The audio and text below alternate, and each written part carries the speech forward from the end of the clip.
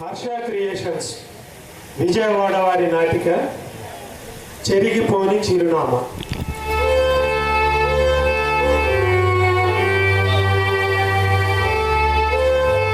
రచన Shri PT Madhav. దర్శకత్వం కత్తి శ్యాంప్రసాద్. నాటిక చెరిగిపోని చిరునామా. ప్రార్థన. గజాననం భూతగణాది సేవితం కపిత్కజంబూఫలసారభక్షితం ఉమాసుతం శోక వినాశకారణం నమామి శ్రీ విఘ్నేశ్వర పాదపంకజం.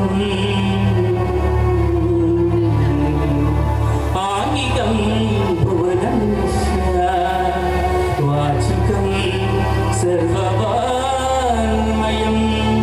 ఆహార్యం చంద్రతారాదీతం వందే సాత్వికం శివం. ఓం నమః శివాయ.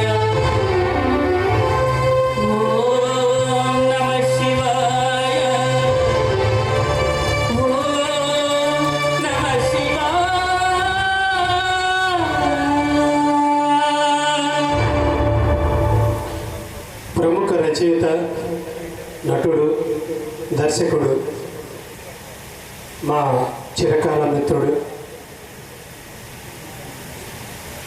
కీర్తిశేషులు విద్యాధర్ మునిపల్లె నిన్నటి రోజున పరమపదించడం జరిగింది. వారికి మా ఈ నాటికని అంకితం ఇస్తూ నాటిక. ఇంకో చెప్పుంది కదా, అది కూడా ఫార్మాట్ చేయొచ్చా?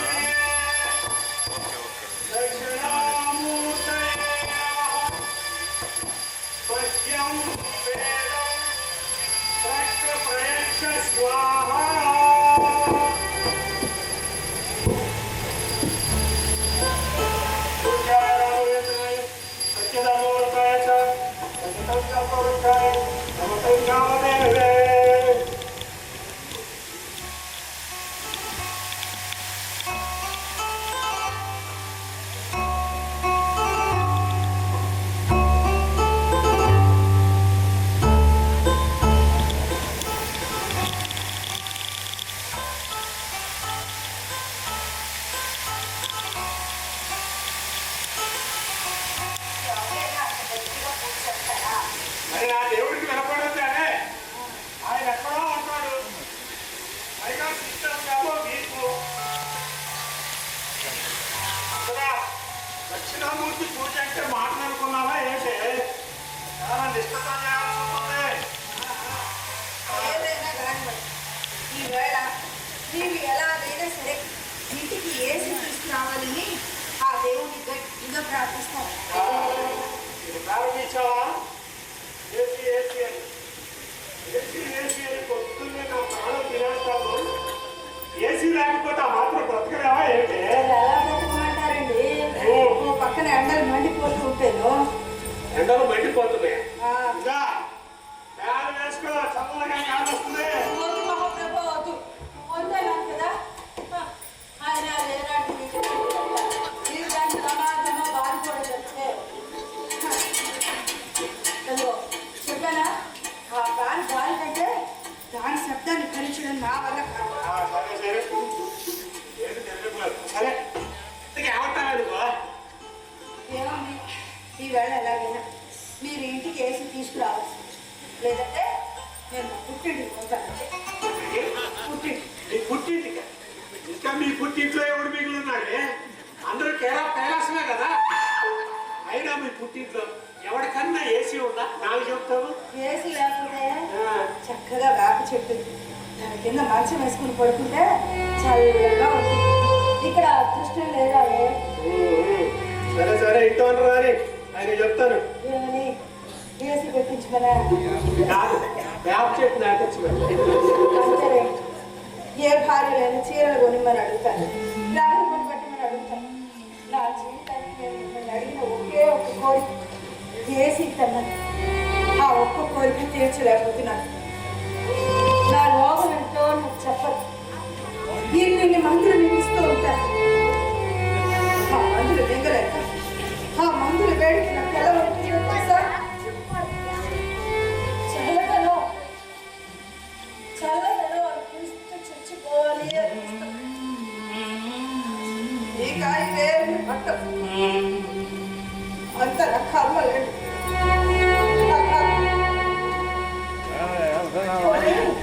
ఈ వేట నుండి మందులు మానేస్తాను. ఇంట్లో అందరూ నన్ను బ్లాక్ మెయిల్ చేసే వాళ్ళ దొరికారు. నీ కూతురు చదువుకోమని కాలేజీకి పంపిస్తే అది వాడిని ఏమన్నా ప్రేమించొచ్చింది. వాడికి ఇచ్చి పెళ్లి చేయకపోతే చస్తానని కూర్చొని అప్పుడు కావాలని మనమైనా దాన్ని పెళ్లి చేయాల్సిందే కదండి. నచ్చిన వాడికి ఇచ్చి పెళ్లి చేస్తే సంసారం బాగుంటుంది అన్నా కదా. పోతే వాడేమో కట్నం వాడికి చచ్చాడు. ఏమిటే కేవలం వాడికి కట్నం ఏమిటే అని నేను అన్నా. దానికి ఏమన్నా మనమైనా ఇవ్వాల్సిందే కదండి, ఇస్తే వాడు అత్తగారి ఇంట్లో గౌరవంగా ఉంటుంది అన్నావా లేదా? అప్పుడు చేసిన అప్పే ఇప్పటి వరకు వడ్డీలు కడుతూనే ఉన్నాను. ఇంకెక్కడి నుంచి తెమ్మంటావు నాకు వేసి. ఇకపోతే నీ ముద్దులో చేశాను. వాడి చదువుకే కదా 2 లక్షల ఖర్చు. మరి వాడి పెళ్ళన్నా జరిగితే ఆ వచ్చే ఖర్చు డబ్బులతో కాస్త నా అప్పులన్నా తీర్చుకుంటాం అనుకుంటే వాడి అవతల ప్రేమించాడు. అప్పుడేమన్నాడు, ప్రేమ వ్యవహారానికి కట్నం ఏమిటండి అని చెప్పి వాడి పెళ్లి నా చేత అప్పు చేయించమని చేయించాడు. వాళ్ళకి బంగారం అన్నా, వాళ్ళ అత్తగారికి కొట్టు చేయాలన్నా, ఆఖరికి పెళ్లి తర్వాత పుట్టిన మనవుడికి కూడా బంగారం కొలుసు నాతోనే చేయించాడంటే ఇంకెక్కడి నుంచి టమాటా వేసి ఓరి నీ బాధ పడలేక వాయిదాల పద్ధతిలోనే ఏసీ తీసుకుందామని అనుకున్నాను. అమ్మో, ఆ వాయిదాలు సరిగా చెల్లించకపోతే ఆ ఫైనాన్స్ వాడి తిట్టే తిట్లు భరిస్తూ నీచంగా దిగజారలేను. ఉన్న పరువు కూడా పోగొట్టుకోలేను. నీకు నమస్కారం. నీకు ఈ జన్మకు మిమ్మల్ని వేసి అనిపిస్తుంది. సుబ్బారావు గారు ఏదో గొడవ పడుతున్నట్టున్నారే. మరి మీకు గొడవగా అనిపిస్తుందంటే మేము మాట్లాడుకుంటున్నామండి. ఇగో ఏమన్నది కూర్చోమంటారా? నేనే కూర్చుంటానండి. సుబ్బారావు గారు అసలు విషయం ఏంటో చెప్పండి. ఏముందండి, తెల్లారుగానే మా ఆవిడ ఏసీ కొనిపించండి ఏసీ కొనిపించండి అని ఓ పోరు పెడుతుంది. త్వరగా కానీ పర్మిషన్ అడుగుదాం అనుకున్నా. ఆ మాత్రం ఉండాలి. నా పర్మిషన్ ఎందుకండి? పెట్టించండి. పెట్టించడం పర్వాలేదు. నేను కూడా అప్పుడప్పుడు వచ్చి హాయిగా రెస్ట్ తీసుకుంటాను. అంటే నా ఆవిడ ఏసీ పెట్టించుకుంది మా బెడ్రూమ్. పర్వాలేదండి. పర్వాలేదు. అమ్మ సావిత్రమ్మ,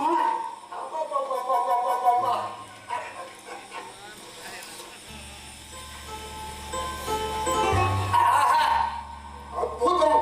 నీ చేతి కాఫీ అమోఘం, అమృతం అనుకో. కావాల్సి వచ్చినవన్నీ అమృతంగానే ఉంటాయండి. ఇందుకే బాధపడేది. ఎదుటి వాడి దగ్గర ఏదైనా బ్యాలెన్స్ గా తీసుకునేవాడు వదిలేయాల్సింది ముందు సిక్కే. సుబ్బారావు గారు అసలు బ్యాలెన్స్ అంటే అర్థం తెలుసా మీకు? డే అంటే భేదాలు లేకుండా, వా అంటే వరుసలు లేకుండా, ఇర్స్ అంటే ఎదుటి వాళ్ళ పరుసల మీద సింకు లేకుండా వారిపోయామంటే బ్యాలెన్స్ అంటారు. అసలు అలా వారిపోవడానికి మనసుకు ఎంతగా చంపుకోవాలో మీకేం తెలుసండి? అదొక ఆర్ట్, అందరికి రాదు, మహానటుకే వస్తుంది. ఇదిగో ఇవాళది వస్తా. అంటే పేపరు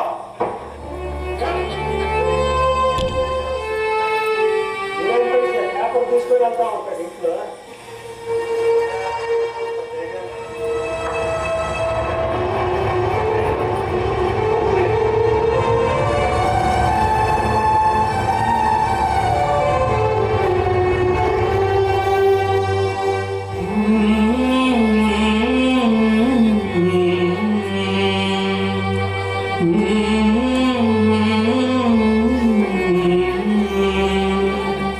Oh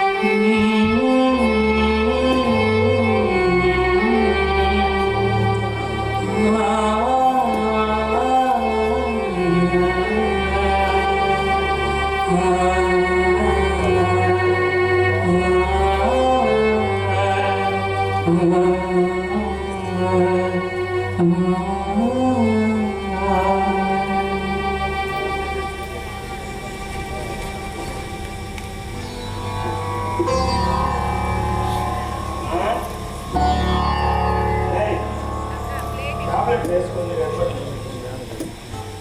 వేసుకో. వేసుకోకపోతే అలాగే రోగం ఎలా తగ్గుతుంది నమ్మగదు టాబ్లెట్ వేసుకుంటాం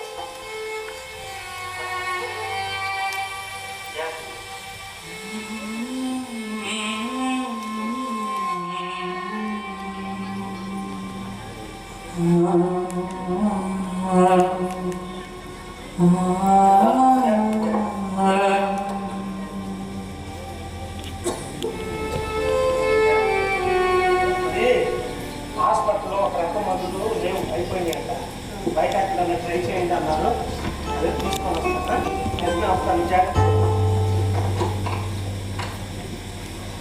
రాలే. అమ్మాయి అనితకు ఒకసారి ఫోన్ చేయి.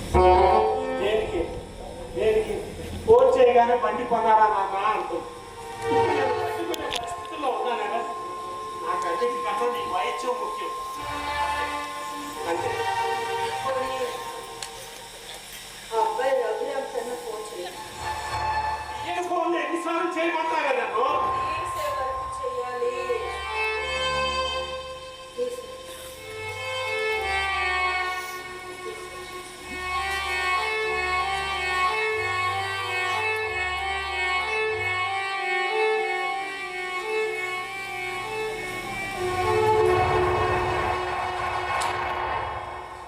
ఏం మాట్లాడుతుంది కొడుకు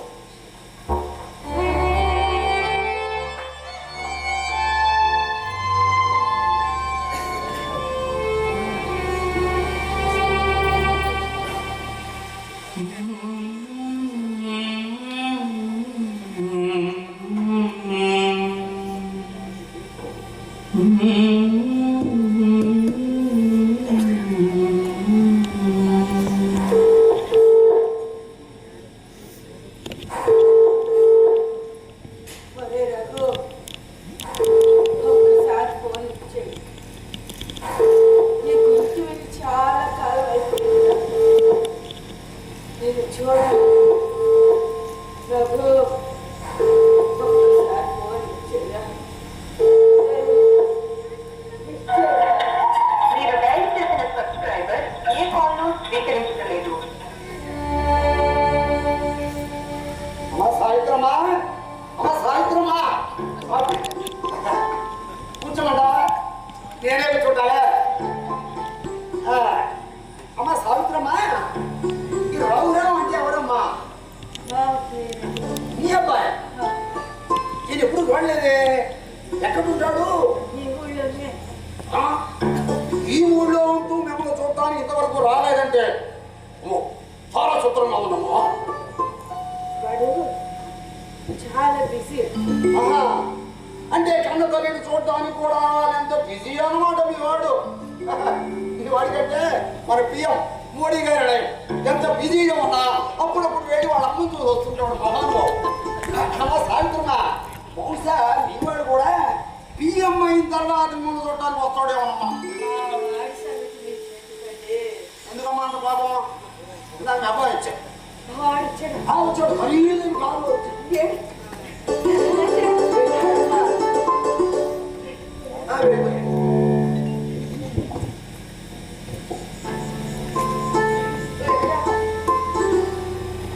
చెప్పాను కదండి వాడు చాలా ఫిజిక్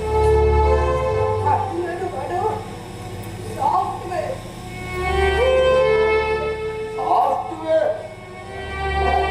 ఇవాడి గుండె మాత్రం హార్డ్వేర్ అమ్మా. సావిత్రమ్మ గారు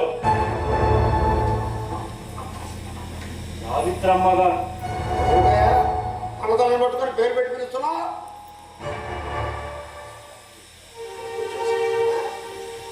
కూర్చోండి సార్. రేపు కోర్టులో అలాగే పిలుస్తారు కదండి, ఎప్పటి నుంచి అలవాటు అవుతుందని. కేసు వేస్తే పిల్లలు మరి వద్ద అడుగుతున్నాను. వస్తే ఉండే కేసు వేసారా?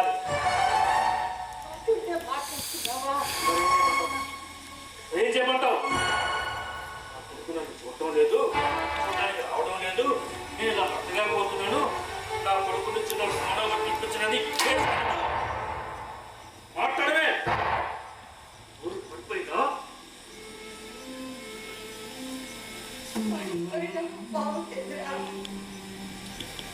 అయినా ఎంత అన్యాయం ఏంటండి? లోకంలో పిల్లలు ముగ్గురు మీద కేసేస్తారు కానీ తల్లి ఎక్కడైనా కేసు వేస్తుందా? కేసు వేసి తల్లిగా చరిత్రలో మిగిలిపోతుంది.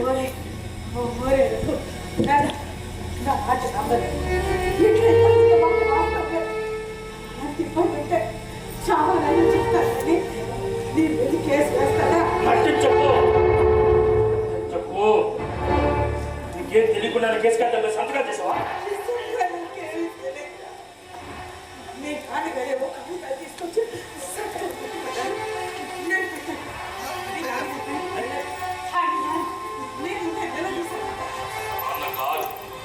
కొడుకు మీద కేసు వేసిన తర్వాత కూడా ఆయన నాన్న ఏంటి తప్పు? ఏంటి తప్పు? ముందు వేసిన కేసు బాగుంది చెప్పు, లేకపోతే మర్యాద కూడా తెచ్చాను.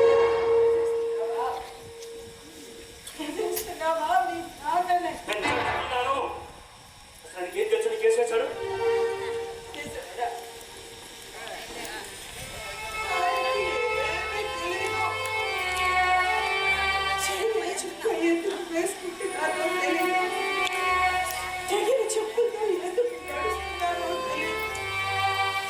చెప్పుల కోసం పుస్తకాలు ఎందుకు కొన్నారో తెలియదు.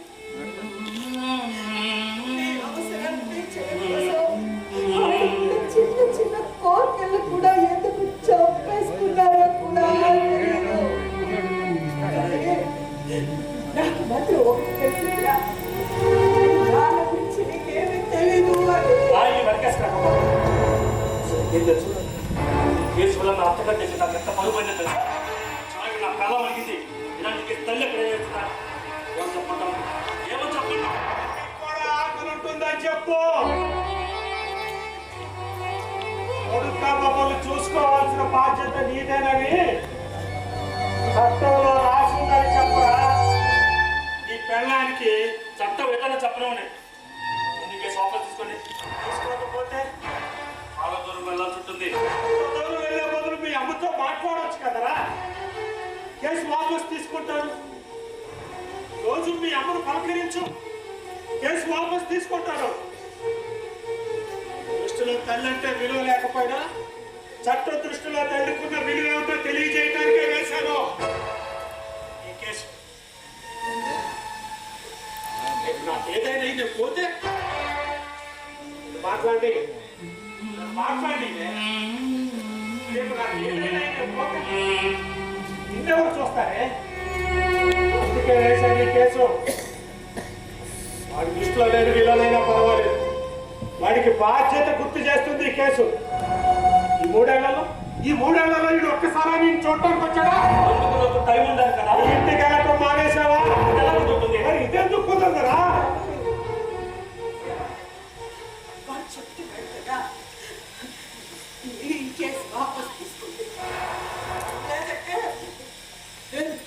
చెప్పేస్తాను, నాకేమీ తెలీదండి. సంతకం పెట్టమంటేనే పెట్టాను. ఆ తర్వాత తీసుకో, కేసు వాపస్ తీసుకుంటారా లేదా? చూడ కనిపిస్తుందని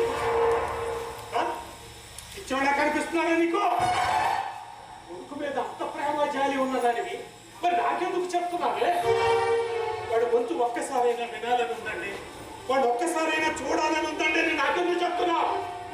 చెప్పు నీ కొడుక్కి చెప్పరా? ఇందులో మీ నాన్న ప్రమేయం ఏమీ లేదురా, నా కోసం ఈ కేసు వేశాడని చెప్పు. నీ రోగాలతో సతమతమైపోతున్నాడు, మీ నాన్న నాకు సరైన వైద్యం చేయించలేకపోతున్నాడు, నేను చూడాలని గొడవ చేస్తుంటే నీ కోసం కేసు వేశాడని చెప్పలే. చెప్పు. వాడికి సమయం లేదు చూడండి. ఈ తల్లిని చూడాలి, వాడి సరే, మళ్ళీ ప్రతి నెల డబ్బు పంపించుకోండి. ఆ డబ్బు ఏదో మమ్మల్ని ఉద్ధరిస్తుందని కాదు, కన్న తల్లిదండ్రుల బ్రతికున్నారంత విషయాన్ని గుర్తు చేస్తున్నారు. డబ్బు అంటారా, అది మాకు ఎప్పుడు ఉండే సమస్యరా. అందుకే మాలాంటి మధ్య తరగతి వారికి డబ్బు అనే సమస్య పెడుతూనే ఉంటాడు దేవుడు. దానికోసమైనా ఆయన్ని పూజిస్తామని మేము పూజిస్తూనే ఉంటాం. మాకు అది చేయి దేవుడా, ఇది చేయి దేవుడా అని కోరికలు కోరుతూ ఉంటాం. అప్పుడప్పుడు మా కోరికలు తీరుస్తూ ఉంటాడు. అందుకేనా దేవుడి గుడిలో ఉండి ఎప్పుడు నిండుగానే ఉంటుంది, అలాంటి మధ్య తరగతి వాడి పరిస్థితి ఎప్పుడు ఖాళీగానే ఉంటుంది. ఉపన్యాసం సేపు మీ సమస్యలు చెప్తుంటారు కానీ నా గురించి ఆలోచించలే. కారు కొన్నాను, ఈఎంఐ కట్టాలి. కారు కొన్నాను, ఈఎంఐ కట్టాలి. చివరికి ఫోన్ కూడా ఈఎంఐ కట్టాలి. ఈఎంఐలు ఎలా కట్టాలని నేను సంతకం పడిపోతుంటే ప్రతి నెల మీకు డబ్బులా పంపాలి. ఈఎంఐల మధ్య మీ అమ్మ కూడా ఒక ఈఎంఐ అనుకో, మీ అమ్మ కూడా ఒక ఈఎంఐ అనుకోరా. చాలా ఎక్కువ మాట్లాడుతున్నారు. తక్కువగానే మాట్లాడుతున్నాను. నేను ఏ కోర్టుకి రాను, విద్యాసం చేసుకుని చేయించి మరీ రప్పిస్తాను.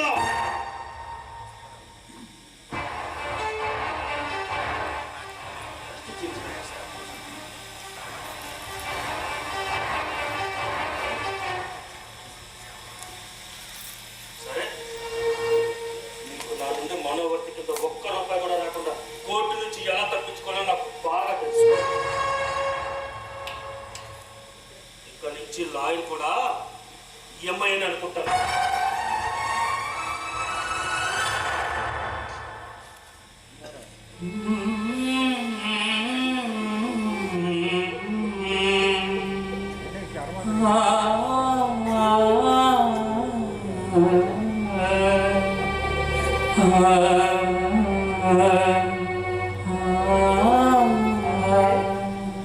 తప్పు చేశారా? తప్పు చేయరు. వాడు మిమ్మల్ని అర్థేసి పోతున్నట్టు ఉంటే వాడిని శిక్షించాలి అన్నట్టు కోపం వచ్చింది. అది కన్న బిడ్డ కదా, అందుకే ఏమీ అదలేకపోయాడు. నాకేం చేయాలో అర్థం కావటం లేదు. నువ్వు క్యాన్సర్ పేషెంట్ అని తెలుసుకున్నావు, వాటి పట్ల ఎంత కఠినంగా మాట్లాడుతున్నావు.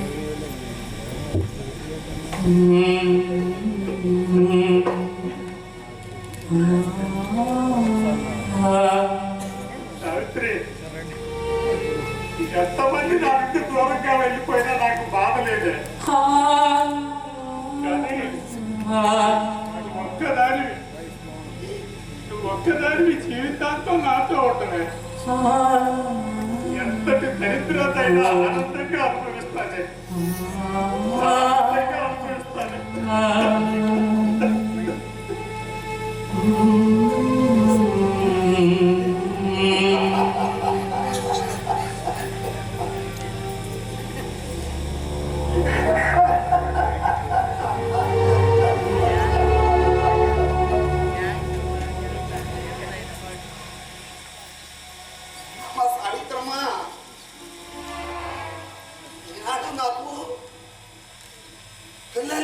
పిల్లలేరని తెగ బాధపడిపోయేవాడిని.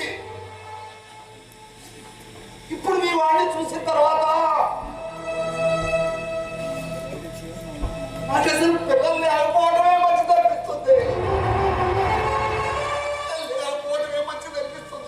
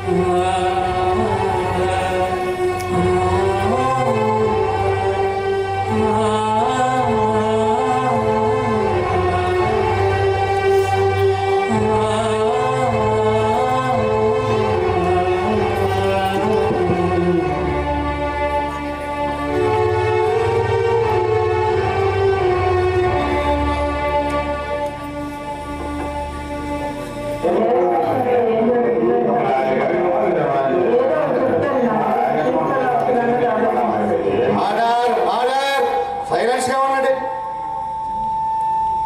ఆవిడ మీకేమవుతారు? మా అమ్మగారు కదా. కొడుకుగా ఆవిడని చూసుకోవాల్సిన బాధ్యత మీకుందా? చూసుకుంటున్నానండి. చూస్తే కేసులు వేస్తారు. వాళ్ళకి తృప్తి లేదు సార్. నన్ను బాగా ఇబ్బంది పెట్టాలండి. దానివల్ల వాళ్ళకేమిటి లాభం?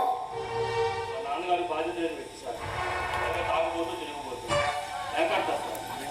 దుబారా మీరేమంటారు? అయ్యా ఆయన బదులు నేను మాట్లాడచ్చు. ఆయన అడిగితే మీరు సమాధానం చెబుతారేంటమ్మా?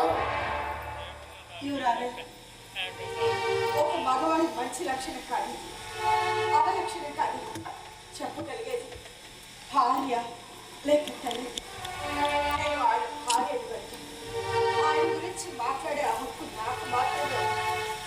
అది కాక బయట వాళ్ళు ఎవరో ఏదో అంటే పడని మన బిడ్డలే మన మీద నిందలు వేస్తూ ఉంటే మాట్లాడకుండా మౌనంగా ఉంటే ఆయన విషయంలో నాకంటే ద్రోహం చేసే వాళ్ళు మరొకరు ఉండరు. ఆయన 5 సంవత్సరాలు కాపురం చేశారు.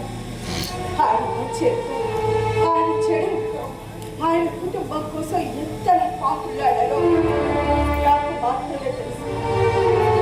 ఆనాడు ఆయనతో కలిసి 7 అడుగులు వేశారు. ఈనాడు కేసు విషయంలో మరో అడుగు వేశారు. దయచేసి ఆయన తరఫున మాట్లాడే అవకాశం ఇప్పించవలసిందిగా కోరుతున్నాను. ఆవిడ మాట్లాడిస్తే ఆయన తరఫున మాట్లాడుతున్నాను. న్యాయం అనేది చెప్పబెట్టండి. ఇక్కడ న్యాయం ఏదో అన్యాయం ఏదో చెప్పవలసింది నేను. దయచేసి కాసేపు మాట్లాడకుండా ఉంటే బాగుంటుంది. అయ్యా సదరు రఘురామ్ గారు చెప్పిన దాంట్లో ఒకటి మాత్రం వాస్తవం. నా భర్త దుబారా పరుడు, ముమ్మాటికి దుబారా పరుడు. మీరేం మాట్లాడుతున్నారో ఆలోచించే మాట్లాడుతున్నారా? ఆలోచించుకునే మాట్లాడుతున్నాను. దుబారా చేయడంలో నా భర్త ఒకడే కాదు, ఈ ప్రపంచంలో అందరి భక్తులు దుబారా పరుడు. క్షమించాను నీతో సహా. ఎందుకంటే మీరు మీ గురించి ఆలోచించుకోరు, మా గురించి ఆలోచిస్తారు. మా మంచేంటో మా చెడేంటో మా కష్టాలేంటో ఆలోచిస్తారు. కానీ మీకు కావలసిందేంటో మీ మంచి ఏంటో మీ చెడేంటో మీరు ఆలోచించుకోరు. పబ్బులు సమాజంలో ఒక హోదాలో ఉండే దిశగా మీరు ఖర్చు పెట్టే ప్రతి రూపాయి దుబారాలే. ఇలా దుబారా చేసే కథలు నా భర్త ఒక్కడే కాదు, ఈ ప్రపంచంలో చాలా మంది ఉంటారు. మీలో ఏ ఒక్కరైనా చెప్పగలరా? రఘురామ్ వారి చెల్లెలు ఎవరిలో ప్రేమించాను అంటే ఆ ప్రేమ పని మాకు ఇష్టం లేకపోయినా దగ్గరుండి ఆ వివాహాన్ని జరిపించాను. ప్రేమ పిల్లలు ఆ పెళ్లిలో జరిపించాల్సిన సాలెలు, చీరలు, పట్టాలు, కానుకలు, కోరికలు సమస్తం ప్రతి ఒక్క రూపాయి మేమే దగ్గరుండి ఖర్చు పెట్టి జరిపించాం. ఇదంతా దుబారానే ఎవరాలి. వీడు అంటే ఎవరిలో ప్రేమించారు అంటే ఆ ప్రేమ పెళ్లిలో వారి కొన్న బంగారం దగ్గర నుంచి వారి అత్తగారికి పెట్టే పట్టు చీర వరకు సమస్తం వేరే దగ్గరికి నా భర్తను బలవంతం పెట్టి ప్రతి ఒక్క రూపాయి ఖర్చు పెట్టించారు. కూడా వాంఛిత గల మగవాడి ఒక్క రూపాయి అనవసరంగా ఖర్చైనా దుబారానే. ఈ విధంగా నా భర్త దుబారా చేశాడు అని చెప్తే రఘురామ్ గారు ఎక్కడ తలదించుకోవాల్సి వస్తుంది. నా భర్త తాగుపోతుంది, తిరిగిపోతుంది, చూడకడని నిద్ర వేస్తున్నాడు. నిజమే ఎవరన్నా? నా భర్త తాగుపోతే ఎక్కడ 2 పూటల కాఫీ తాగితే డబ్బు ఖర్చు అయిపోతుంది. కాఫీ తాగడం కూడా మానేసిన నా భర్త తాగుపోతే బండి కొనుక్కుని ఆఫీస్కి వెళ్తే ఆ బండి కొనేటప్పుడు అందులో పోసే పెట్రోల్ డబ్బులు వాళ్ళ అవసరాలకి నా అనారోగ్యానికి వస్తుందని బయలు కాలి నడుపున ఆఫీస్కి నడుచుకుంటూ వెళ్ళి నా భర్త తిరిగిపోతే నా భర్త చూతగాడు అని చెప్పారు సదరు రఘురామ్ గారు. మేమందరం కలిసి చూడమాడుతూ ఉంటే మమ్మల్ని కిలిపించడం కోసం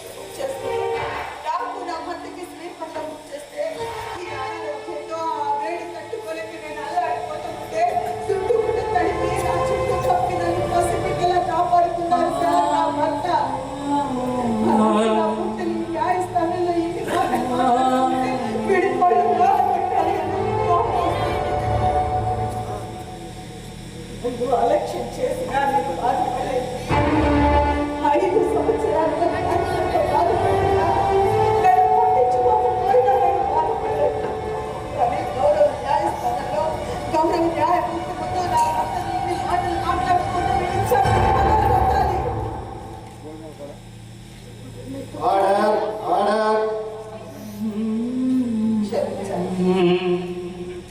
అయ్యా, ఈ రఘురామకు డబ్బిచ్చినట్టు కానీ మా అప్పులు తీర్చినట్టు కానీ వాళ్ళకు డబ్బు జమ చేసినట్టు కానీ ఆధారాలు నిరూపించబడి ఇప్పుడు ఈ క్షణమే ఇక్కడే ఈ కేసు చేసుకుని వెళ్ళిపోతారు. చూడండి, మాటలు మాట్లాడుతున్నా ఇక్కడ మౌనంలో తలదించుకుని కూర్చున్నాడే మాట్లాడే చేత కాదు కాదు. మన బిడ్డలే మన మీద నిద్ర వేస్తూ ఉంటే ఏ తండ్రి అయినా ఇలా మౌనంగానే కూర్చుంటాడు తప్ప తమ బిడ్డని నోటికి లాగాలని ఎప్పుడు అది కొరకు. మరి ఈ కేసు వేయడం అనేది ఓటుకు లాగడమే కదమ్మా. మీరు చెప్పిన దాని ప్రకారం మీ భర్త మీరు కలిసి కేసు ఎందుకు వేసినట్లు? ఎక్కడ చేయి దాటిపోయినా వైద్యం అందించలేకపోతారో, రూపాయికి ఎక్కడ ఇబ్బంది పడతారో నా అనారోగ్యం కోసం కేసు వేసి ఏమి చేయలేక ఇలా కూర్చున్నారే తప్ప మరొక ఇప్పుడు కూడా వెళ్ళి కోర్టుకు రావడానికి కారణం మా బిడ్డ నుండి మేము ఏదైతే కోరుకుంటున్నామో దయచేసి అది మాకు ఇప్పించవలసిందిగా కోరుకుంటున్నాను.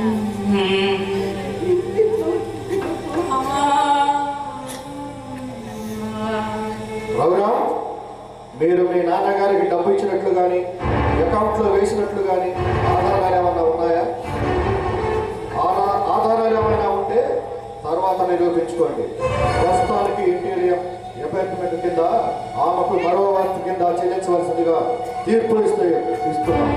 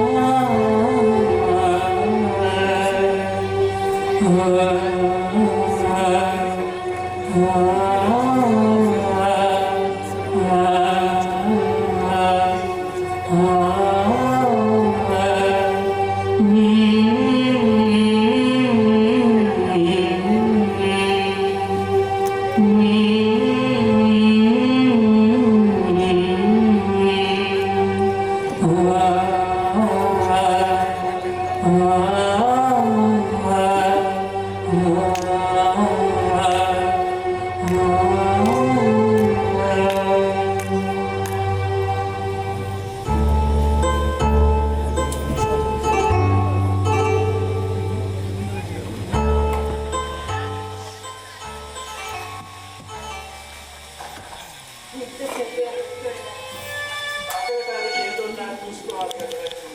ఈ మధ్య తాతలు ఇచ్చిన ఆస్తులు ఉన్నాయా అమ్ముకొని ప్రపంచానికి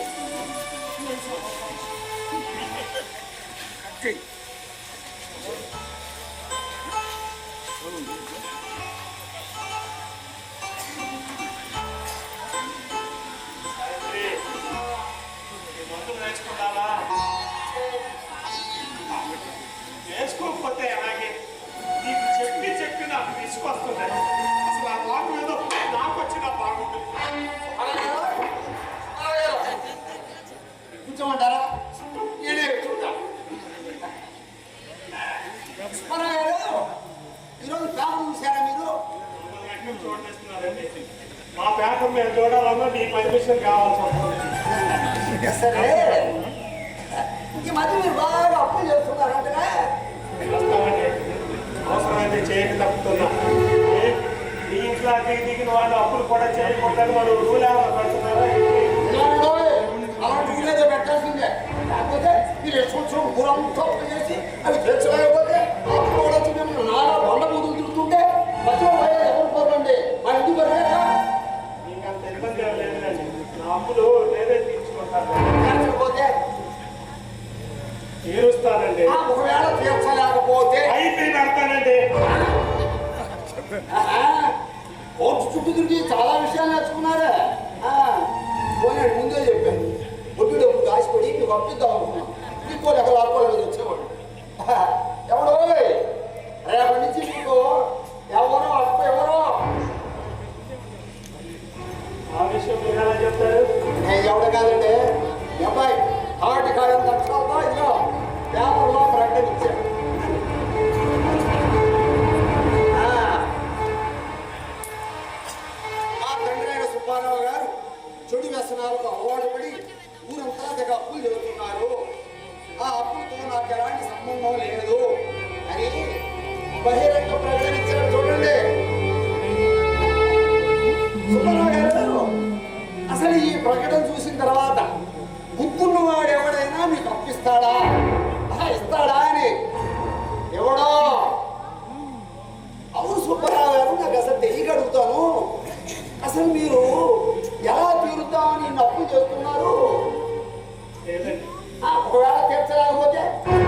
చచ్చిపోతానండి. నేను ఎలాగోలా తీరుస్తాను. ఒకవేళ తీర్చలేకపోతే చచ్చిపోతానండి. మరి నీకు అప్పించిన సంగతే వాళ్ళని పైకి వచ్చి తీసుకోబడతాను.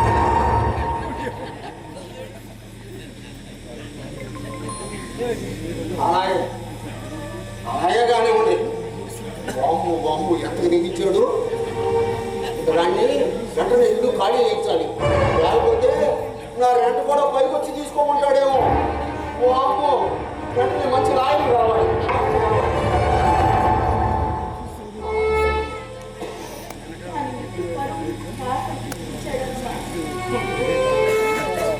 అలాగైనా సంతోషించలే. మన పేరు కనీసం పేపర్లో వేయించాడు వాడు. సావిత్రి, ఈ ప్రపంచంలో అతి కష్టమైంది ఏంటో తెలుసా? ఎదుటి మనిషిని అర్థం చేసుకోవడం.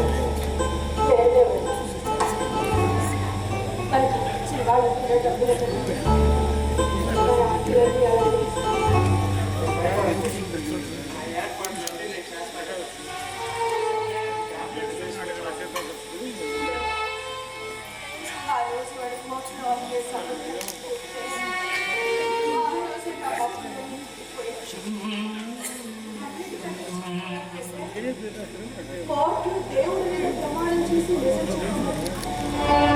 ఆ దేవుడి మీద ప్రమాణం చేసి అన్ని అబద్ధాలు చెప్పుకుంటే ఆ ప్రభువుకు నలుగురు కోర్టు వారి బయటికి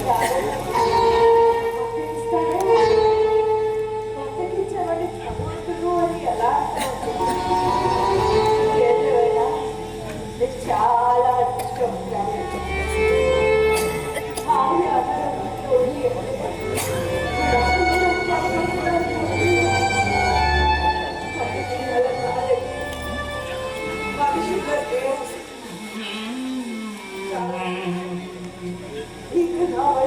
ఖర్చు పెట్టి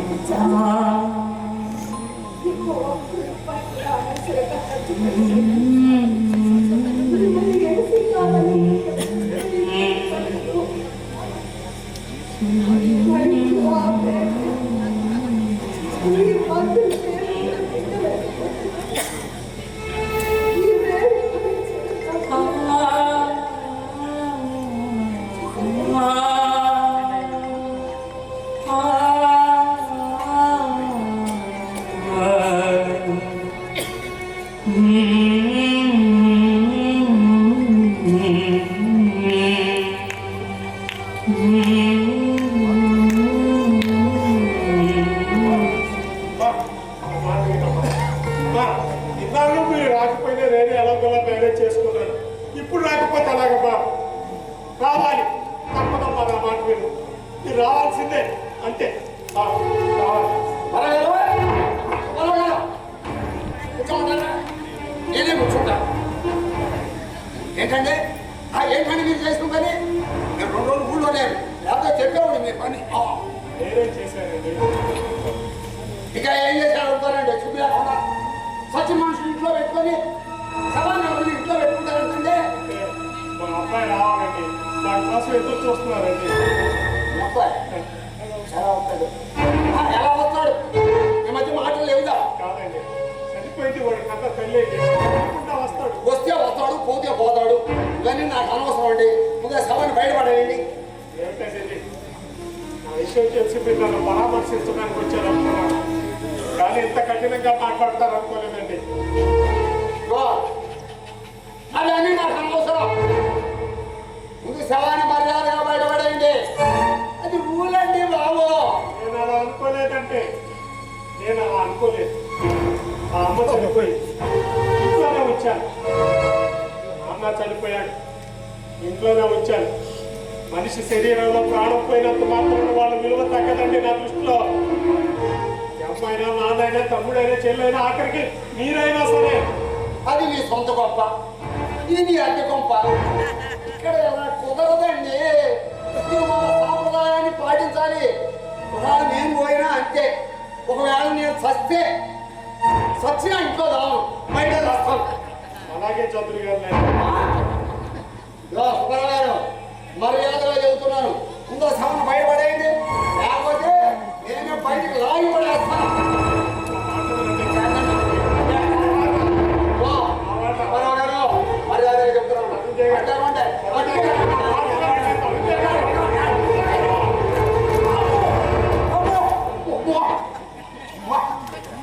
నన్ను మా ఇంట్లో నడబట్టుకొని ఇంకొకరికి వెళ్దాం. అమ్మా ఇగో సుబ్బరావు చూస్తా, నీ అంతు చూస్తా. చెప్పండి. అలాగే నువ్వు శవాన్ని ఎలా బయటపడవు అది చూస్తా.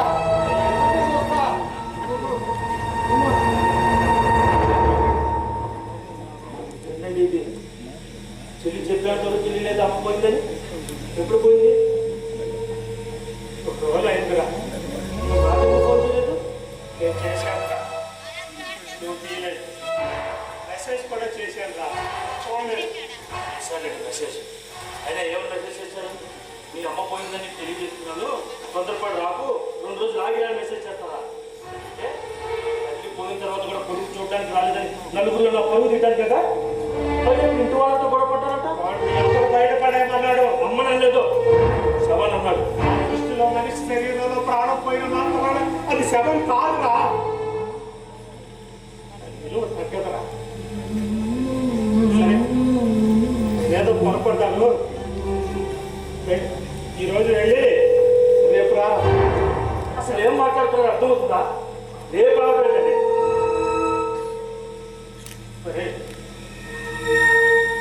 ఈ అమ్మ తన జీవితంలో నన్ను ఒకే ఒక్క కోరిక అడిగిందా. మందుల వేడి, రేడియేషన్, కీమోథెరపీలు భరించలేకపోతున్నారండి. ఒక్క ఏసీ పెట్టండి.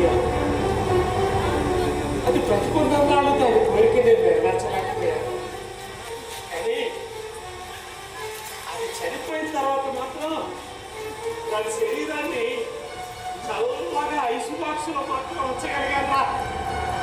ఐస్ బాక్స్లో ఉంచగలిగాను. ఐస్ బాక్స్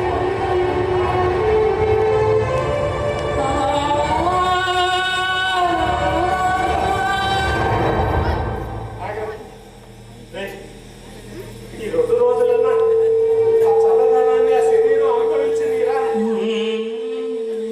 దానికి తెలియకపోవచ్చు, కానీ ఎలాగన్నా దాని కోరిక తీర్చానన్నా తృప్తి నాకు మిగలేదా? అంతే అంతేనా? వెళ్ళి నువ్వు రాత్రి మర్చిపోయావు. నాకు తెలుసు నా మీద నీకు కోపం. ఎందుకు నీ మీద కేసు వేశారని కదా. కానీ ఆ కేసు ఎందుకు వేశారో తెలుసా? నాకు ఏదైనా ఇది పోతే మీ అమ్మనెవరు చూస్తారా? అది అనిపించిందిరా. దానికి ఎవరిని నోరు తెచ్చి అడగటం చేత కాదు. అదెలా బ్రతుకుతుందిరా. అందుకే నా తర్వాత మీ అమ్మను చూసుకోవాల్సిన బాధ్యత నీ మీద ఉంది అని గుర్తు చేయడానికే ఈ కేసు వేశాను. నేను కేసు వేసిన విషయం మీ అమ్మకు కూడా తెలియదురా.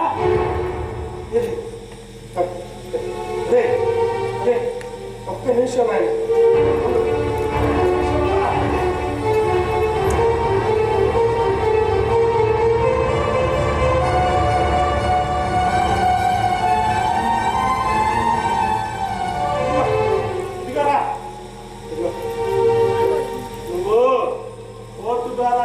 చెల్లించిన మనోవర్తి.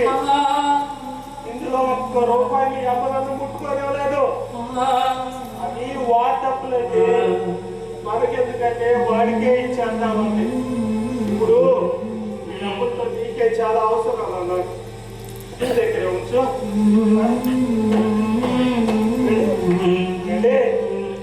రారా కొడక. లోపు మీ అమ్మతో నేను మాట్లాడుకోవాల్సిన విషయాలు చాలా ఉన్నాయి. వెళ్ళరా కొడక, రేపు మర్చిపోకురావు.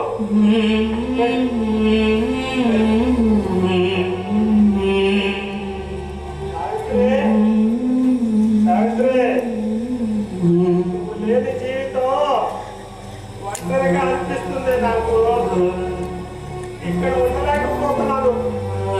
అందుకే నేను కూడా నీ దగ్గరికి వచ్చేద్దాం అనుకుంటున్నాను. సావిత్రి, ఏమంటావు?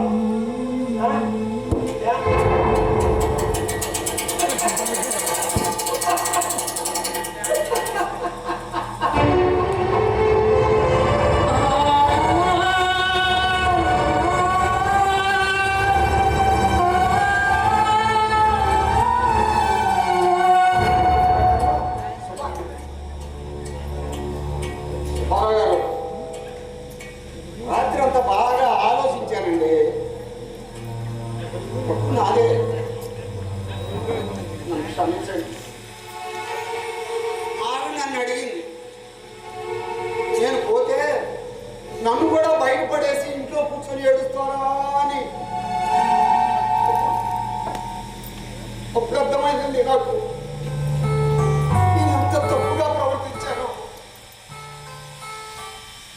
నేనెంత బేవరసగా ఇతరుల మీద వాలిపోయి బతుకుతున్నా. నేను మనిషిని, నాకు మనసు ఉంటుంది. ఆ తల్లి చేతి కాదు తాగిన విశ్వాసం ఉంటుంది.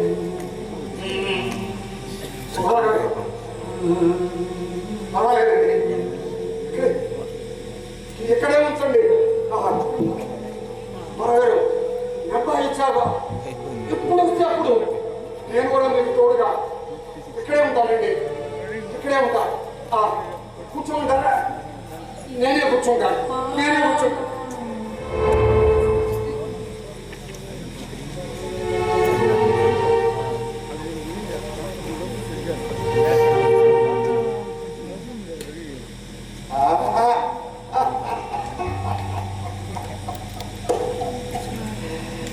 బతుకున్నప్పుడు తల్లిని చూడలేకపోయినా ఇప్పుడు నలుగురిలో పరువు కోసం దండ తీసుకొచ్చావా నాయన? బాగుందయ్యా, చాలా చాలా బాగుంది.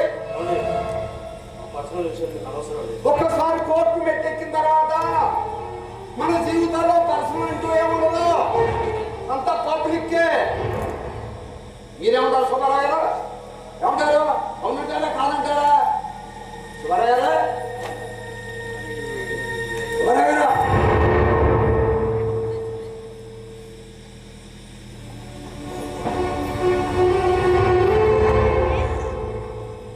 గారు, వచ్చి చేసుకున్న విషయం దయచేసి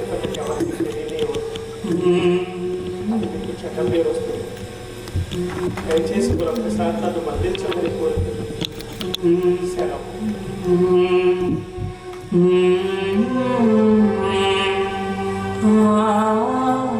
రావట్లేదా?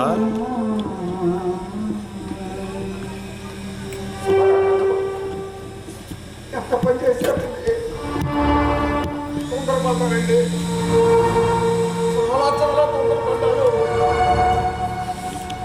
మీరు ఆత్మహత్య చేసుకోవడం ఏంటండి? ఆత్మహత్య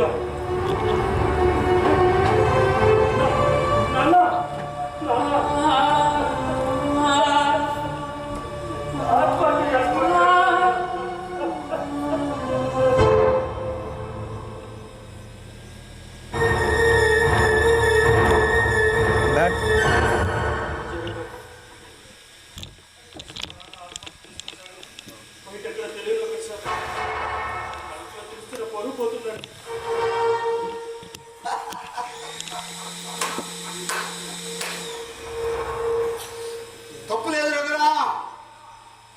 మీ నాన్నగారు ఇలాంటి నిర్ణయం తీసుకోవడంలో ఏమాత్రం తప్పు లేదు. పోస్ట్ మార్టం పేరుతో మా నాన్న శవాన్ని కోయటం, కుట్లు వేయటం నాకు ఇష్టం లేదు. అబ్బాయి ఎంతో ఆశపడ్డాయ్యా, పడ్డారు, చాలా చాలా పొరపాటు పడ్డారయ్యా. మనం బ్రతుకున్నంత కాలం పరువు పరువు అని బాధపడ్డా నువ్వు ఇప్పుడు పరువు కోసం పాకులాడుతున్నావు. పరువు పరువు పరువు తూదేని అమ్మ పరువు, అది ఎంత పరువు నువ్వు ఎప్పుడు తెలుసుకుంటావయ్యా? నా ఇంట్లో సరిపోతూ కూడా నా ఇంటికి నాకు ఎక్కడ చెడ్డ పేరు వస్తుందేనని నా గురించి, నా పరువు గురించి ఆలోచించిన మహానుభావుడయ్యాడు తండ్రి. నీ గురించి, నీ భవిష్యత్తు గురించి ఎంతగా ఆలోచించుకుంటాడో, ఎంత కష్టపడి ఉంటాడో నువ్వు ఎప్పుడన్నా ఆలోచించావా?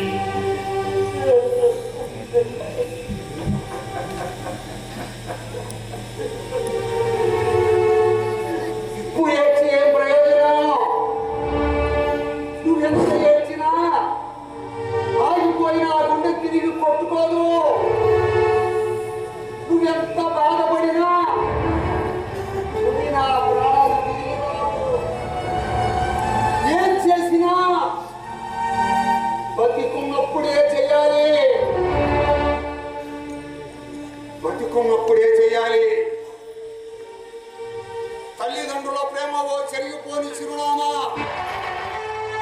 నిజమైన భార్యాభర్తల ప్రేమ కూడా ఓ చెరిగిపోని చిరునామాయే.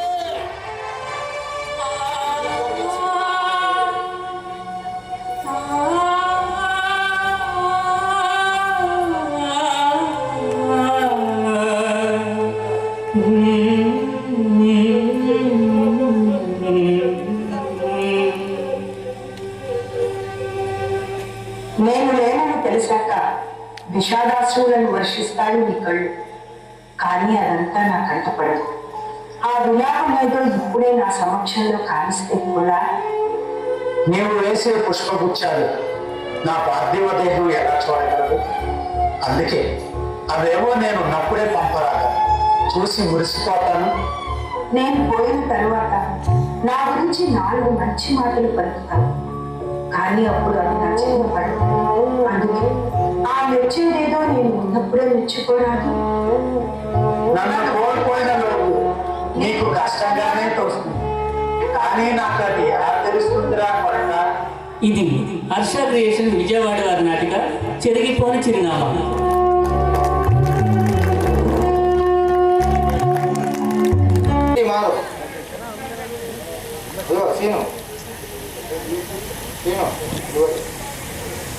దర్శకత్వం కత్తి శ్యాంప్రసాద్.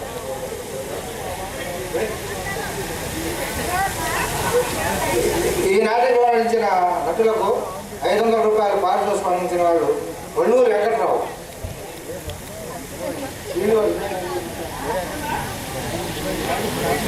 వల్లూరు వెంకట్రావు ఎక్కడున్నా రావాలి.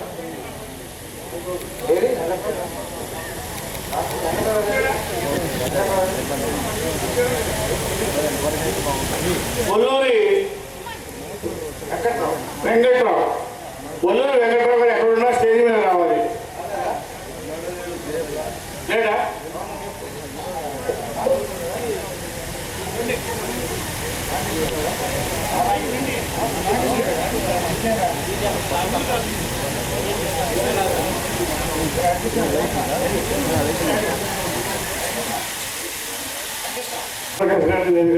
కోరుతున్నాం.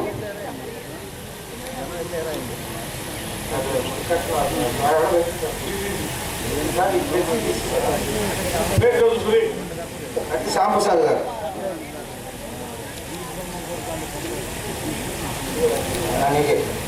పూర్ణ సత్యం గారు. భాగ్యరాజు గారు. వస్తాం సార్ కొంతకి. మ్యూజిక్ సాయి తేజ గారు రెడీగా ఉన్నారు.